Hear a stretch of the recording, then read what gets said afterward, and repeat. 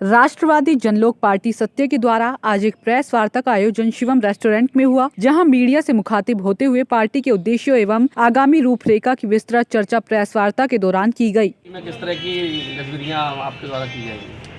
देखिए, मैं शेर सिंह राणा, राष्ट्रीय संयोजक राष्ट्रवादी जनलोक पार्टी सत्य का आज फिरोज़ाबाद आना हुआ और हमारे जो पार्टी के मुख्य पदाधिकारी हैं श्री संतोष राघव जी, उनके माध्यम से ये कॉन्फ्रेंस भी रखी गई और आगामी इस ज़िले में 3 कार्यक्रम भी रखे गए हैं, जहाँ पे पार्टी जो है एक जागरूक अभियान चला रही है समाज के बीच में और गांव-गांव जाकर, कस्बे-कस्बे जाकर लोगों को इस बात से जागरूक कर रही है कि उनका जो वोट का जो अधिकार है उसको किस तरह से इस्तेमाल करें, जिससे देश की, समाज की और उनके निजी हितों की सुरक्षा हो और वह लोग तरक्की के रास्ते पर चलें। तो यही अभियान का हिस्सा लेकर आपके बीच में आज मौजूद है। तो किस तरह की रणनीति 2022 के चुनाव को लेकर आप मान के चलते हैं?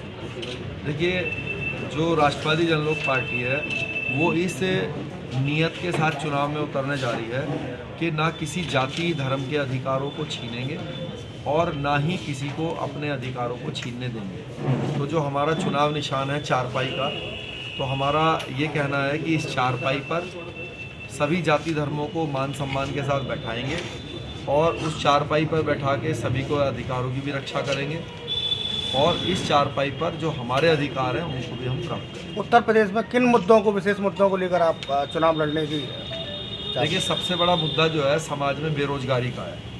इस समय देश के अंदर भी बेरोजगारी बहुत हावी है और समाज के अंदर तो इतना विकराल रूप ले चुकी है कि अगर आप गाँव में जाएंगे तो विशेषकर जो स्वर्णों के गाँव हैं तो 10-10, 20-20 साल हो गई है, पूरे गांव में जो है एक लड़के की भी नौकरी नहीं लगी सरकारी। तो ये बहुत दुर्भाग्य है। माता पिता बहुत मेहनत करके जैसे तैसे फीस इकट्ठा करके बच्चे को पढ़ाते हैं 20 साल, और उसके बाद जो है पढ़ाई लिखाई करने के बाद भी वो बच्चा अगर बम्बई में टैक्सी चलाए या दिल्ली में जाके चौकीदारी का काम करे तो ये दुर्भाग्य है। और इस तरह का भेदभाव ना हो, जिसका जो अधिकार है उसको मिले, इसी को ही लेकर राष्ट्रवादी जनलोक पार्टी आगे बढ़ रही है। तो आप केवल सवर्णों की लड़ाई लड़ेंगे, सवर्णों के लिए वोट मांगेंगे या सर्व समाज के लिए? देखिए, मैं आपको बता दूं कि जो स्वर्ण जाति का झंडा या विचारधारा को लेकर चलेगा, क्षत्रियों की विचारधारा को लेकर चलेगा, तभी समाज में न्याय होगा।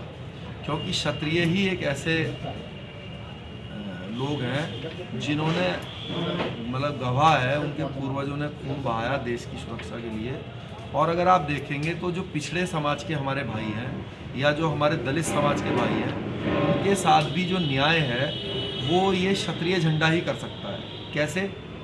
देखिए, पिछड़ी जाति में जाट भी आते हैं, यादव भी आते हैं, गुर्जर भी आते हैं, सैनी भी आते हैं, लेकिन जब सत्ता पे मुलायम सिंह यादव जी बैठते हैं तो ऐसा क्यों होता है कि सिर्फ यादव समाज के भाइयों को ही नौकरी मिलती है? जो दूसरे अन्य जो पिछड़ी जाति से लोग आते हैं, जिसमें मैंने बहुत सारी जातियों को बताया आपको, इसमें गुर्जर भी आते हैं, जाट भी आते हैं, तो उन लोगों को सैनी भी आते हैं, उनको क्यों नहीं मिलता?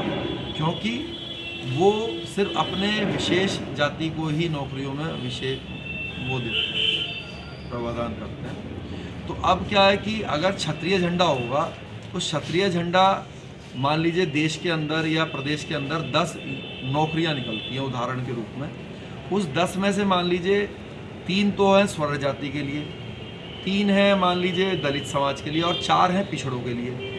तो जो पिछड़ों की राजनीति करता है राजनीतिक दल, मान लीजिए समाजवादी पार्टी जब सत्ता में आती है तो वो जो 4 नौकरियां होती हैं पिछड़ों के लिए, वो चारों की चारों यादव समाज के भाइयों को दे देती है। लेकिन क्या शेर सिंह राणा या क्षत्रियों का ये दल किसी पिछड़े की नौकरी छीनकर किसी स्वर्ण को दे सकता है? नहीं दे सकता। तो यही जाति जो है पिछड़ों में जो बंटवारा होना चाहिए वो सही रूप से कर सकता है। एक नौकरी जाट भाई को मिलनी चाहिए, एक यादव भाई को मिलनी चाहिए, या जो जिसकी जैसी जनसंख्या है उस अनुरूप में उसको नौकरियां मिलनी चाहिए। ऐसे ही जो दलित समाज में है, जब मायावती जी सत्ता में आती हैं तो वो सारी की सारी नौकरियां सिर्फ अपने जो जाटव समाज के भाई हैं सारी की सारी उनको दे देती है। तो शेर सिंह राणा या क्षत्रिय जो झंडा है वो तो किसी दलित भाई की नौकरी लेकर किसी राजपूत को दे नहीं सकता। तो जब हम सत्ता में आएंगे तो जो उनकी भागीदारी है, तो हम एक नौकरी वाल्मीकि को भी देंगे, एक खटीक को भी देंगे, एक जाटव को भी देंगे, जिसकी जैसी हिस्सेदारी मतलब संख्या होगी, जनसंख्या उस अनुरूप में देंगे।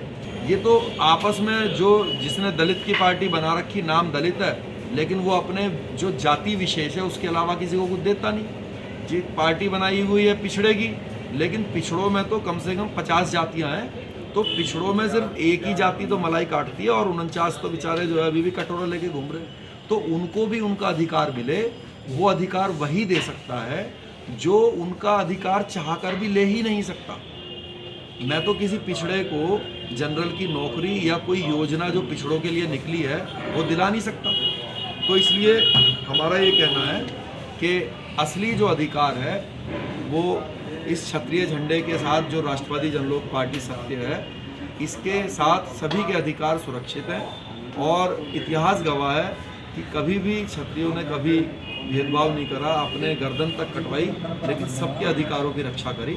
और हम भी उसी रास्ते पर चलकर सभी के जो हक हैं, जो अधिकार हैं, उनकी रक्षा करते हुए सबको देंगे, लेकिन अपने अधिकार भी किसी को छीनने नहीं देंगे जो अब तक छीनते आ रहे हैं।